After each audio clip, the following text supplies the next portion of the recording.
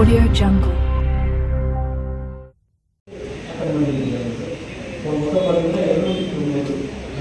Now, honorable guests, we request our beloved and respected organized crime technology to deal with the challenges of urban policing, and these may be the smart city project which is already under இந்த நிகழ்வு மூலமாக உங்களை எல்லாம் சந்திப்பதிலே பெரும் மகிழ்ச்சி அடைகிறேன். ஏன்னா எல்லாரும் நிறைய நேரத்தில் தனித்தனியாக சந்திச்சிருக்கிறோம், தனித்தனியாக பார்த்துருக்கிறோம்.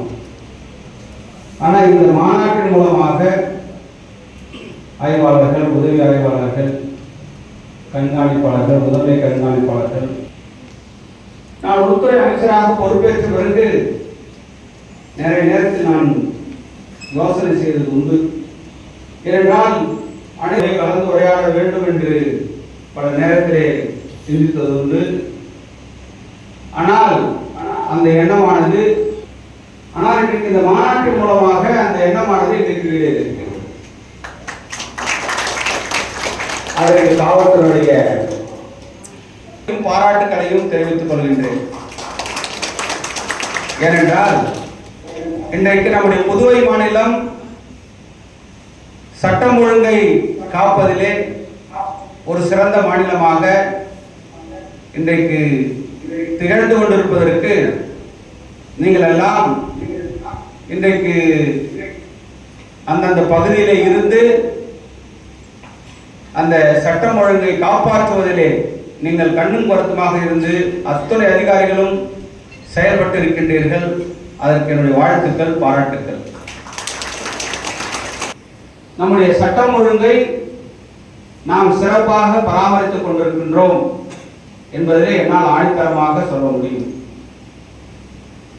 ஏனென்றால் இன்றைக்கு புதிய புதிய குற்றங்கள் இன்றைக்கு உருவாக்கி கொண்டிருக்கின்றது. நமக்கு தேவைதானா என்று நம்மிடத்திலே பலரிடத்திலே பல கேள்விகள் விழும். நமக்கு என்ன தெரியாது, நான் இத்தனை வருஷமா சர்வீஸ்ல இருக்கிறேன், எனக்கு தெரியாததா புதுசாக சொல்லிட போறாங்க அப்படின்ற எண்ணம்லாம் நமக்கு இருக்கும். ஆனால் அது இல்லை. ஆனால் நாம் கற்றது கைமண் அளவு, கல்லாதது உலகளவு. உங்களுக்கெல்லாம் நல்லா தெரியும், இன்றைக்கு நாம் குற்றவாளிகளை விட நாம் அதிகமான அறிவுத்திறனை கொண்டிருந்தால்தான் நாம் அந்த குற்றவாளியும் நாம் தண்டிப்பதற்கு உரிய வகையிலே நடவடிக்கை எடுப்பதற்கு நம்மால் முடியும். இன்றைக்கு அந்த குற்றவாளிகளை பிடிப்பதோ அவர்களை தண்டிப்பது என்பது இன்றைக்கு சிரமமான ஒன்றாக இருக்கும். இன்றைக்கு பார்த்தா நிறைய குற்றங்களிலே நாம் உடனுக்குடன் குற்றவாளிகளை கைது செய்து உரிய தண்டனையை பெற்றுக் கொடுத்திருக்கின்றோம். உங்களுக்கு நல்லா தெரியும், நான் சின்ன வயசுல இருந்து நிறைய காவல்துறையோடு நெருங்கிய நட்பு பழகி சட்டங்களை எல்லாம் புதிதாக சட்டங்களை உருவாக்கி இருக்கின்றார்கள். நம்முடைய சட்டங்கள் எல்லாம் கடந்த காலத்திலே ஆங்கிலேயரால் உருவாக்கப்பட்ட சட்டங்களைத்தான் நாம் சற்று ஏறக்குரிய ஒரு 6 மாதங்களுக்கு முன்பாக நாம் அதை பயன்படுத்தினோம். ஆனால் இன்றைக்கு எல்லாம் என்ன என்று சொன்னால், நம்முடைய நாட்டிலே நம்முடைய தலைவர்கள் உருவாக்கிய அந்த சட்டங்களை வைத்து நாம் ஆட்சி செய்ய வேண்டும் என்பதுதான் நம்முடைய பாரத பிரதமருடைய எண்ணம்.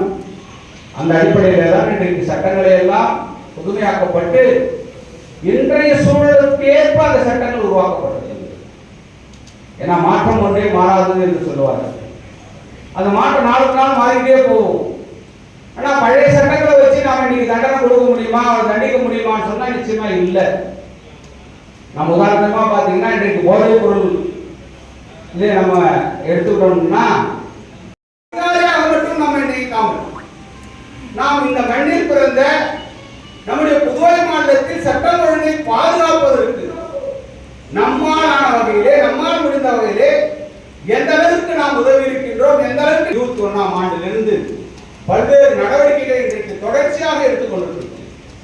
அதுக்கு முன்னாடி பாத்தீங்கன்னா காவல்துறைக்கு தனியாக அமைச்சர் இருக்க மாட்டாங்க. காவல்துறையில் இருக்கின்ற காலி பணியிடங்கள் இருந்த போது அதே மாதிரி பார்த்தீங்கன்னா பதவி உயர்வு கொடுப்பது, இன்றைக்கு புதிதாக வாகனங்களை நம்முடைய காவல்துறைக்கு கொடுப்பது, புதிதாக காவல் நிலையங்களை கட்டுவது, இப்படி போன்ற எல்லா வகையிலும் இன்றைக்கு நம்முடைய காவல்துறையை செம்மைப்படுத்த வேண்டும்.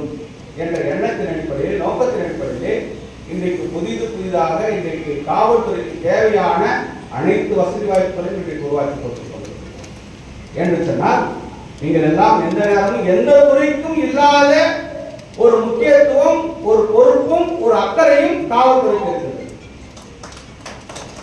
ஏனென்றால் சொல்லுவாங்க, காவல்துறையில் அங்கொன்றும் இங்கொன்றுமாக தவறுகள் நடக்கலாம். அதுதான் ஒட்டுமொத்தமாக காவல்துறையே ஒட்டுமொத்தமாக அனைவரையுமே நாம் குறை சொல்லிவிட முடியாது. அரசியல் கட்சிகள், பல அரசியல் கட்சிகள் தங்களுடைய அரசியல் சுயலாபங்களுக்காக இன்றைக்கு எதிர்கட்சிகள் 1000 குற்றச்சாட்டுகளை சொல்லலாம்.